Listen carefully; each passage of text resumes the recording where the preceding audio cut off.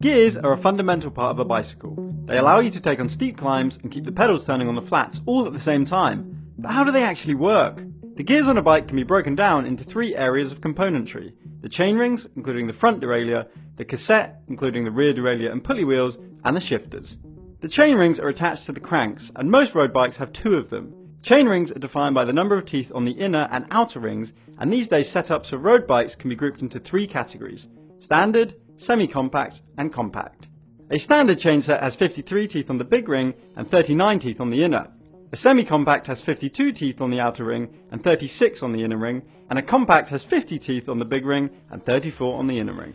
A standard chain set has the hardest gears of the three setups, while a compact has the easiest. The group of cogs attached to the rear wheel is the cassette. Most road bikes will have between 9 and 12 cogs, ranging from 11 teeth on the smallest cog up to 32 teeth on the biggest. The number of cogs determines the so-called speed of the bike. 9 cogs means a 9-speed bike, and so on. The derailleurs are operated by the shifters on the handlebars. The derailleurs shift the chain between the inner and outer ring on the front, and the cogs on the cassette on the back. The front derailleur is operated by the left shifter, and the rear derailleur by the right.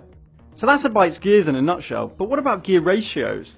A gear ratio is expressed simply as the number of teeth on the chainring versus the number of teeth on the cog of the cassette the chain is currently sitting in. This then determines the number of rotations your rear wheel will make for one complete pedal stroke.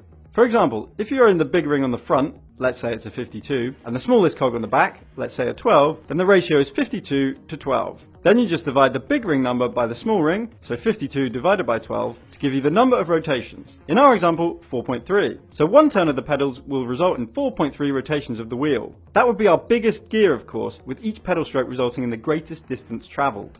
The reverse is true in relation to the smallest gear. With a chain in the small ring, a 36 for example, on the front, and the biggest cog on the back, say a 28, the result would be 36 divided by 28, giving us just 1.2 rotations of the wheel for one pedal stroke. This gives us the least distance, but is ideal for climbing to help keep your cadence as high as possible. The moral of the story is obviously to get your gearing right next time you're in the market for a new bike.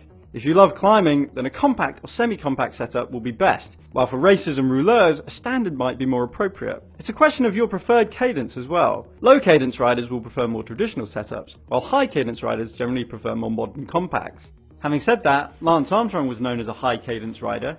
He generally liked to ride above 90 RPM, and he used a 22 teeth cassette on his standard setup for the hill climb on stage 11 at the 2001 Tour. He had used a 23 on the previous day's climb up Alpe d'Huez, and rumour has it, he felt that was too low.